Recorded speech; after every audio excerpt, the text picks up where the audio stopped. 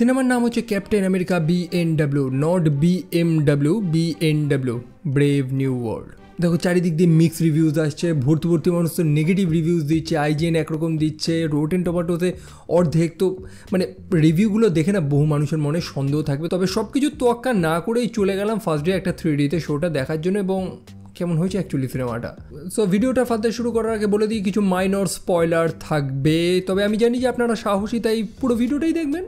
এখন স্যাম উইলসনকে নিয়ে অনেকেরই সমস্যা, অনেকে তাকে ক্যাপ্টেন আমেরিকা রূপে মেনে নিতে পারে না। বহু মানুষ আছে, তাদের নির্দিষ্ট কারণও রয়েছে আমি জানি, বাট সিনেমাতেও কি এই জিনিসগুলো বারবার প্রমাণ করার প্রয়োজন আছে? I mean Captain America Winter Soldier যে সিরিজটা ছিল সেখানেও স্যামকে বলেছে যে তুমি কোনোদিন স্টিভের মতন হতে পারবে না, এবং এই সিনেমাতেও বহুবার বলেছে। মানে এমন না যে শুধু দর্শকরা মেনে নিতে পারছে না, অ্যাকচুয়ালি সিনেমার ক্যারেক্টারগুলো মেনে নিতে পারছে না তাকে। যাই হোক, এগুলো সবার ব্যক্তিগত মতামত, আমাদের হাতে তো কিছু নেই। কমিক্সে যেমনটা ছিল তেমনটাই হয়েছে। তবে এবার ব্যাপার হচ্ছে যে কি আছে এই সিনেমাতে। ভাই এই সব ঝামেলা শুরু হয় অ্যাডামেন্টিয়াম মাইনিং নিয়ে। ভাই ফাইনালি ইটার্নাল সিনেমাতে যে সেই বৃহৎ সেলেস্টিয়ালটাকে দেখেছিলাম না, পৃথিবী খুঁড়ে বেরিয়ে এসেছিল ইন্ডিয়ান ওশানে, যে সিনটা মানে এত বড় লেভেলের একটা ইভেন্ট ঘটেছিল, সেটার কোনো রেফারেন্সই কোনো সিনেমায় দেয়নি। তবে ফাইনালি সেটার একটা অ্যান্সার আমরা পেয়েছি। তো ভারতীয় মহাসাগর থেকে সেই বৃহৎ সেলেস্টিয়ালের মাথা হাত উঠে এসেছে, এবং মানুষেরা তার মধ্যে থেকে একটা ধাতু খুঁজে পেয়েছে, সেটার নাম হচ্ছে অ্যাডামেন্টিয়াম। এখন আপনারা তো অ্যাডামেন্টিয়াম জানেন যে কি, আমাদের উলভারিন যে রয়েছে না লোগান, তার শরীরে তো সেই অ্যাডামেন্টিয়াম পুশ করেই তো তার সেই শাইনি ক্ল বানানো হয়েছিল। এবং এই সিনেমাতে বুঝিয়েও দেওয়া হয়েছে, মানে বলেও দেওয়া হয়েছে যে অ্যাডামেন্টিয়াম একদম একটা ভার্সেটাইল মেটাল, যেটার ক্ষমতা ভাইব্রেনিয়ামের থেকেও বেশি। মানে ওয়াকান্ডার আর জাতমান নেই, ওয়াকান্ডাদের এবার ভুলে যাও। মানে এতদিন ওয়াকান্ডিয়ানসরা ভাইব্রেনিয়াম দিয়েছে বলে তাদের অনেক নাম ডাক ছিল, এখন ভাই মানুষরা অ্যাডামেন্টিয়াম পেয়ে গেছে, আর দরকার নেই তাদের। তো যেমনটা বললাম, সেই সেলেস্টিয়ালটা শরীরের মধ্যে অ্যাডামেন্টিয়াম নামক একটা ধাতু পাওয়া গেছে, যেটার ভার্সেটাইল ইউজ হয়, মানে গোটা আমাদের পৃথিবীর ভবিষ্যৎটাই চেঞ্জ করে দেবে এমন একটা জিনিস। আর এরকম একটা জিনিসে আমেরিকার হাত থাকবে না তা কি হয়? আই মিন রাস্তার ফাস্টফুডের মধ্যে থাকা তেলের উপরেও আমেরিকার নজর থাকে, তো অ্যাডামেন্টিয়ামের উপর থাকবে না? সো অফকোর্স আমেরিকার সাথেও ভাগ বসিয়েছে, তবে অবভিয়াসলি সে তো একা করতে পারবে না, তার একটা অ্যালায়েন্স তৈরি করতে হবে। সেই কারণে সে ইন্ডিয়া এবং জাপানের সাথে অ্যালায়েন্স তৈরি করেছে, তারা একত্রে সেখান থেকে মাইনিং করবে। মানে আমেরিকা বোঝাতে চেয়েছে যে না ভাই, ওই অ্যাডামেন্টিয়াম আমি নিচ্ছি না, আমরা সবাই মিলে ইউজ করবো এবং গোটা পৃথিবীর মুখে ছড়িয়ে দেবো অ্যাডামেন্টিয়াম, মানে গোটা পৃথিবী ইউজ করবে, এমনটাই হচ্ছে কথা। কিন্তু আমেরিকান প্রেসিডেন্ট সেই মুহূর্তে রয়েছে থেডিয়াস রস, সেই খারুজ জেনারেল যে হাল্কের পিছনে পড়েছিল, মানে যার কারণে হাল্ক এত পাগলামি করেছে। হ্যাঁ অবশ্যই আমরা দ্য ইনক্রেডিবল হাল্ক সিনেমাটাকে নিয়ে আলোচনা করছি, এবং সেই সিনেমার সাথে এই সিনেমাটার, এই ক্যাপ্টেন আমেরিকা ব্রেভ নিউ ওয়ার্ল্ডের ডাইরেক্ট কানেকশন রয়েছে। খুবই ভালো লাগলো যে সেই হাল্ক সিনেমাটাকে কেউ ভুলে যায়নি। অ্যাকচুয়ালি সেই সিনেমাটা তো একদম রীতিমতো বাদের খাতায় চলে গেছিলো, মানে ওইটার তেমন কোনো রেফারেন্স কিছু ইউজ হয় না, কিছু ইউজ হয় না। তবে ফাইনালি একটা ডাইরেক্ট রেফারেন্স আমরা এখানে পেয়েছি। আরও বলছি, তো আমেরিকা তো অ্যালায়েন্স তৈরি করে নিয়েছে, তবে যে প্রেসিডেন্ট রয়েছে সেই রস, সে যে অ্যারোগেন্ট, তার সাথে যে কার ঝামেলা নেই, ক্যাপ্টেন আমেরিকারও ঝামেলা। এবং এই জেনারেল রসই কিন্তু জোর গলায় বলেছিল, সেই আইনটা এনেছিল, যেটার কারণে মোটামুটি অ্যাভেঞ্জার্স ব্যান হয়ে গেছিলো। মানে আমাদের সুপার হিরোরা জাতিসংঘের আন্ডারে কাজ করবে, তারা স্বাধীনভাবে কাজ করতে পারবে না, যেটা নিয়ে সিভিল ওয়ার হয়ে গেল, কত ঝামেলা হয়ে গেল আমরা দেখলাম। অবভিয়াসলি সিভিল ওয়ার সিনেমাটাতে অনেক পলিটিক্যাল দিক রয়েছে, এবং এই সিনেমাতেও কিছু পলিটিক্যাল দিক রয়েছে, এবং আমার মনে হয়েছে যে এই কারণে হয়তো বহু মানুষের এই সিনেমার একটা মিক্সড রিভিউজ রয়েছে। যাই হোক, সব কিছুই তো ঠিকঠাক চলছিল, তবে একজন তৃতীয় ব্যক্তি, মানে যে ভিলেন, অবভিয়াসলি সে এই শান্তি চুক্তি চায় না, সে চায় যে আমেরিকার সাথে জাপানের একটা ঝামেলা লেগে যাক, এবং সে প্রিটি মাচ সাকসেসফুল হয়েও যায় এই ঝামেলাটা লাগাতে। সে হচ্ছে স্যাম উইলসন, যাকে আমরা ইনক্রেডিবল হাল্ক সিনেমাতে দেখেছিলাম। মানুষটা খুবই স্মার্ট মানুষ, বহু জ্ঞানী একজন মানুষ, তবে তার মাথার ক্ষত স্থানে মানে হাল্কের রক্ত, হাল্কের সিনেমা কিছু একটা জিনিস পড়েছিল, আমরা যেমনটা দেখেছিলাম সেই সিনেমা শেষে, এবং সে মানে কি বলবো চেঞ্জ হয়ে গেছিল। আমরা জানতাম সে এক টাইপের সুপার ভিলেনে পরিণত হবে, এবং এই সিনেমাতে তাকে সেই রূপেই দেখেছি। তবে এই ক্যারেক্টারটাকে কমিক অ্যাকুরেট বানানো হয়নি। অ্যাকচুয়ালি কমিক্সে এই চরিত্রটা, যার নাম হচ্ছে দ্য লিডার, তার অনেক পাওয়ার, মানে সে তার মাথা দিয়ে অনেক কিছু করতে পারে। তবে এই সিনেমাতে তেমন কিছু দেখানো হয়নি। এই সিনেমাতে বোঝানো হয়েছে যে তার প্রচুর ব্রেন, মানে বিভৎস শার্প ব্রেন তার একদম। তো সেই ব্যাটা স্যামুয়েল স্টার্ন, সে মার্কিন প্রেসিডেন্ট অর্থাৎ রসকে ফাঁসানোর ফুল প্ল্যান করে রেখেছে, যে সে রসের আসল রূপটা গোটা দুনিয়াকে দেখাবে। এখন রসের আসল রূপ কি? রসের আসল রূপ হচ্ছে সে হচ্ছে রেড হাল্ক, মানে বুঝতেই পারছেন যার মাইন্ডে কোনো কন্ট্রোল নেই, কিচ্ছু নেই। মানে সে যদি একবার হাল্কের আকার নিয়ে নেয় তো সব কিছু ধ্বংস হয়ে যাবে। আসলে জেনারেল রসের একটা রোগ হয়েছিল এবং সেইটার চিকিৎসার জন্য সে স্যামুয়েলের থেকে সাহায্য চায়। স্যামুয়েল থেকে সাহায্য করে, তার পরিবর্তে স্যামুয়েল স্বাধীনতা চেয়েছিল। অ্যাকচুয়ালি দ্য ইনক্রেডিবল হাল্কের সিনেমাটায় দেখেছিলাম যে জেনারেল রসের যে ইনভলভমেন্ট রয়েছে, সে হাল্ক এবং অ্যাবোমিনেশনের যে ফাইটটা ছিল, সেই সব কিছু থেকে সে তার নিজের নামটা মুছে দেয় এবং স্যামুয়েলের নামটা জুড়ে দেয়। মানে বেচারা স্যামুয়েল, যার কোনো দোষ ছিল না, তারপর বহু কেস তার উপর চেপে বসে। তবে স্যামুয়েলকে রস প্রমিস করে যে ঠিক আছে, আমি তোমাকে সব কিছু থেকে বাঁচিয়ে দেবো, কিন্তু তুমি আমার রোগের চিকিৎসা করো। তো জেনারেল রসের রোগের চিকিৎসা হয়, তবে স্যামুয়েল স্বাধীনতা পায় না। বরং স্যামুয়েলের মাথার উপরে যে ওই সিনেমাটা পড়েছিল না, তারপর সে অনেক ব্রেনি হয়ে যায়, অনেক শার্প হয়ে যায়। তো তার বুদ্ধির ব্যবহার করে, অর্থাৎ স্যামুয়েলকে ব্যবহার করে জেনারেল রস নিজের কাজগুলো বার করিয়ে নিয়েছে। স্যামুয়েল এইটারই বদলাটা সে নিচ্ছে। তবে স্যামুয়েলও তো কম চালাক না। জেনারেল রসের চিকিৎসার জন্য তার উপরে গামারে ব্যবহার করে, তো যেটা জেনারেল রসকে বেসিক্যালি মিউটেট করে একটা রেড হাল্ক বানিয়ে দেয়। সেটা ডিটেলসে আমাদের এই সিনেমাতে দেখায়নি। একই সাথে স্যামুয়েল একটা ডিভাইস বানিয়েছে যেটার সাহায্যে মানুষদের কন্ট্রোল করা যায়, হেপনোটাইজ করা যায়। সো স্যামুয়েল ফাইনালি সাকসেসফুল হয় এবং সে জেনারেল রসের আসল রূপটা গোটা দুনিয়ার সামনে তুলে ধরে, যে সেই হচ্ছে রেড হাল্ক। সে জেনারেল রস তো একদম হাল্কের আকার নিয়ে এসে তোলপাড় শুরু করে এবং অবশেষে ক্যাপ্টেন আমেরিকা চলে আসে তাকে আটকানোর জন্য, এবং গল্পে তো হিরোর জয় হয়, আর সেটাই আমরা দেখি।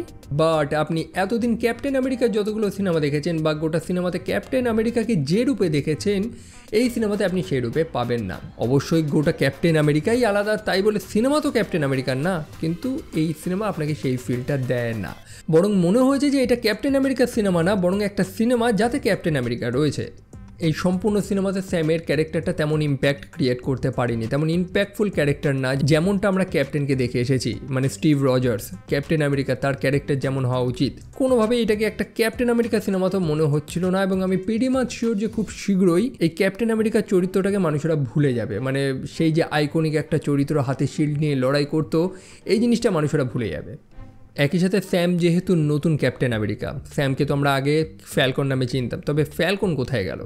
এই সিনেমাতে নতুন ফ্যালকনকেও ইন্ট্রোডিউস করা হয়েছে, যে স্যামেরই একটা সাইড কিক যার নাম হচ্ছে টোরেস। তো সিনেমার বেসিক প্লট তো আমি আপনাদের বুঝিয়ে দিলাম, তবে এবার কিছু ভালো এবং খারাপ সাইডে আসি। সিনেমার ভালো সাইডগুলো যদি বলি, নতুন ক্যাপ্টেন আমেরিকার যে স্যুটটার যে আপগ্রেডটা একদম চরম লেভেলের ছিল, একদম সুপারসনিক স্পিডে এসে উঠছে, সে একদম ওপি, সে তার স্যুটের সাহায্যে সব কিছু করতে পারছে। একই সাথে তার যে উইংসটা রয়েছে সেটাতে ওয়াকান্ডিয়ান কিছু টেকনোলজি রয়েছে, যেমনটা আমরা দেখেছিলাম যে ব্ল্যাক প্যান্থারের উপরে কেউ যদি আক্রমণ করতো, সে সেই পাওয়ারটাকে অ্যাবজর্ব করে নিয়ে পরে সেটাকে রিলিজ করতো, একটা শকে ক্রিয়েট করতো। তো সেম জিনিস আমরা এখানেও দেখেছি, ওয়াকান্ডিয়ান টেকনোলজি অবভিয়াসলি। তো নতুন ক্যাপ্টেন আমেরিকার যে আপগ্রেডেড স্যুটটা আমার দুর্দান্ত লেগেছে। মানে তার কাছে শিল্ডও রয়েছে, তেমন একটা আপগ্রেডেড স্যুট, একদম পরিপূর্ণ।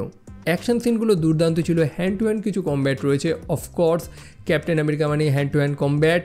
যদিও স্যামের মধ্যে সুপার সোলজার সিরাম নেই, তার ওরকম শক্তি নেই যতটা স্টিভের ছিল, তবে প্রিটি মাচ ভালো ফাইট সে জানে, যেটা আমরা এই সিনেমাতে দেখেছি। একই সাথে পুরনো হাল্কেরও কিছু দুর্দান্ত রেফারেন্স পেয়েছি, যেগুলো এই সিনেমাতে প্রয়োজন ছিল। পুরনো হাল্ক বলতে দ্য ইনক্রেডিবল হাল্ক না ভাই, তারও পুরনো, সেই পুরনো 2003-এর হাল্ক। আমরা লাস্ট কয়েকটা সিনেমাতে হাল্কের সেই বড় বড় জাম্প দেখতে পাইনি, যেটা সেই পুরনো সিনেমাগুলোতে দেখেছিলাম। সেমভাবে সে জাম্প করে। এবং আর একটা জিনিস যেটা সবাই প্রশংসা করবে, এইটাতে কোনো ডিনাই নেই ভাই, যে হাল্কের রেজ, যে লাস্ট কয়েকটা সিনে যে হাল্কের রেজটা আমরা মিস করছিলাম না, মানে হাল্ককে তো নার্ভ করেছে, একদম কমজোর বানিয়ে দিয়েছে। এই সিনেমাতে রেড হাল্ক যে লেভেলের ডিস্ট্রাকশন ক্রিয়েট করে সম্পূর্ণ হোয়াইট হাউস ভেঙে দেয়, সে যে কতটা ওপি, কতটা পাওয়ারফুল, সেটা এই সিনেমাতে দেখিয়েছে। মানে লিটারেলি আপনার এতদিনে যে হাল্ক দেখেছেন, মানে দ্য ইনক্রেডিবল হাল্ক বলুন বা তার আগের হাল্ক বলুন, তা তো এরকম লেভেলের হাল্কের পাওয়ার দেখায়নি যেটা এই সিনেমাতে দেখিয়েছে। লাস্ট সিকোয়েন্সটা যেটা হাল্কের সাথে ক্যাপ্টেন আমেরিকার ফাইটটা হবে, সেখানে হাল্কের অ্যাকচুয়াল ট্রু ফর্মটা আমরা দেখতে পেয়েছি, যেমনটা আমরা এতদিন অপেক্ষা করে এসেছিলাম। তবে আনফর্চুনেটলি ব্রুস ব্যানারের থেকে সেটা পাইনি, রেড হাল্কের থেকেই পেয়েছি, তাই সই। তবে সিনেমার বাজে সাইডে যদি আসা যায়, তো এই সিনেমাতে ক্যাপ্টেন আমেরিকা কোনো ইম্প্যাক্ট ক্রিয়েট করতে পারেনি। মানে ফিলই হচ্ছিল না যে এটা ক্যাপ্টেন আমেরিকা, তার কোনো বড় ভূমিকা রয়েছে, তার কথা চলছে, এরকম কিছু নেই এই সিনেমাতে। মানে প্লেন জিওপলিটিক্স এবং রেড হাল্ক এবং এই ভিলেন, এদের উপরেই বেশি ফোকাস করা হয়েছে। গল্পে একটা গেস্ট অ্যাপিয়ারেন্স ছিল আমাদের বাকির, যে একজন বড় পলিটিশিয়ান এই মুহূর্তে, কেন কি সেটা নয় পরে জানবো। তবে একটা জাস্ট এক মিনিটের একটা সিন রয়েছে, যেটা কোনো ইম্পর্টেন্টই না, তবে দেখিয়ে দিয়েছে দর্শকদের মন জয় করার জন্য। মানে দর্শকরা তো চুতিয়া, যাই দেখবে তাই খুশি। আর একটা হাস্যকর জিনিস হচ্ছে এই সিনেমাতে এই সিনেমাতে প্রেসিডেন্টের একটা বডিগার্ড ছিল একজন, একটা মেয়ে, সেও সেই ব্ল্যাক উইডোর মতন সেই রেড রুম যে আছে না সেখানে ট্রেনিং নিয়েছে, মানে যেখানে ব্ল্যাক উইডোতে তৈরি করা হতো। তো অবভিয়াসলি আমাদের যে ব্ল্যাক উইডো যেমন ফাইট করে সেই মেয়েটা ওরকমই ফাইট জানে, তবে এই মেয়েটাকে আমি অন্যান্য সিনেমায় দেখেছি এবং কোনোভাবেই এই চরিত্রটাতে মেয়েটা ফিট বসছিল না, জোর করে ঠোসা হয়েছে মেয়েটাকে এখানে। One of the worst character, মানে সিনেমাতে জোর করে চাপিয়ে দেওয়া হয়েছে, ওকে ধরা হয়েছে, মানে দেখ দর্শকদের ঘেঁটি ধরে যখন গলা টিপে দেখ এটা দেখতেই হবে তোকে, তো আমরা দেখছি। এবং সবচেয়ে বড় কথা হচ্ছে এই সিনেমাতে অ্যাডামেন্টিয়ামকে ইন্ট্রোডিউস করা হয়, এত বড় একটা মেটাল যেটা নিয়ে এত গল্প রয়েছে। তবে সিনটা জাস্ট কয়েক সেকেন্ড, মানে 1 মিনিটের জন্য, মানে প্রেসিডেন্ট সবাইকে বলছে যে আমরা অ্যাডামেন্টিয়াম পেয়েছি, ব্যাস ওইটুকুনি। অ্যাডামেন্টিয়ামের যে এত বড় গুরুত্ব, সেই ওয়েপেন এক্স ফ্যাসিলিটি, অ্যাডামেন্টিয়াম দিয়ে যে এত এক্সপেরিমেন্ট হয়েছে, এক্সম্যানের এত টপ ভিলেন রয়েছে, কিছুই না। অ্যাডামেন্টিয়ামকে ভুলে যাও এখানে, জাস্ট একটা ছোটো রেফারেন্স দিয়ে ব্যাস গায়ে। এখন মার্ভেলের কাছে যেহেতু এক্সম্যানের সব ক্যারেক্টার রয়েছে, তো তারা দিতে পারতো আমার মনে হয়, এখন জানি না আমি কেন দেয়নি, আমি জানি না। এবং আর একটা হচ্ছে গিয়ানকার্লো এক্সপাসিতো, এই অভিনেতাটা আপনারা সবাই চেনেন। তিনিও রয়েছেন এই সিনেমাতে একজন মার্সিনারিস, যার সাথে ক্যাপ্টেন আমেরিকার ব্যক্তিগত শত্রুতা। সে ক্যাপ্টেন আমেরিকাকে হারাবে, মারবে, যাই হোক, তার ব্যক্তিগত শত্রুতা।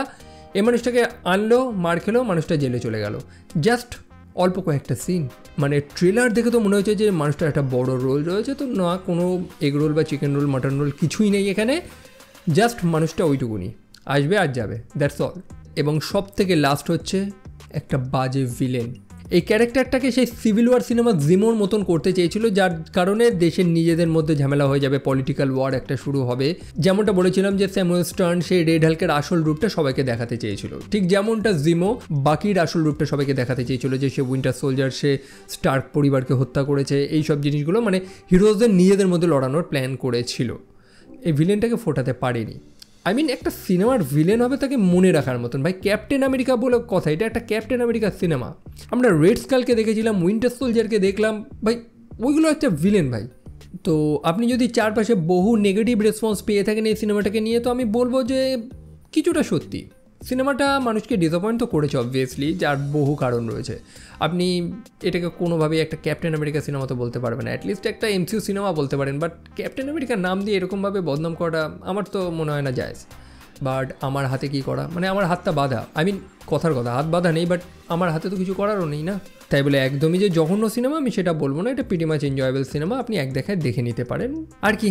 ব্যাস এটুকুনি বলার ছিল। সকালবেলার ঘুম নষ্ট করে গেছিলাম মর্নিং শো দেখার জন্য, হয়ে গেল। তবে আপনাদের কি ওপিনিয়ন, আপনারা কি মনে করেন, আপনাদের কি এক্সপেকটেশন ছিল, ইচ অ্যান্ড এভরিথিং লিখবেন কমেন্ট সেকশনে। আমিও তো পড়তে চাই, মানে আমি জানতে চাই, আপনাদের মতামতগুলো অবশ্যই লিখবেন। আর যদি না লেখেন তো আমি আর কি করতে পারি, আমার হাতটা বাঁধা যেমনটা বলেছিলাম। তো দেখা হচ্ছে আপনাদের সাথে পরের আর একটা ভিডিওতে। চলো, টেক কেয়ার অ্যান্ড বাই।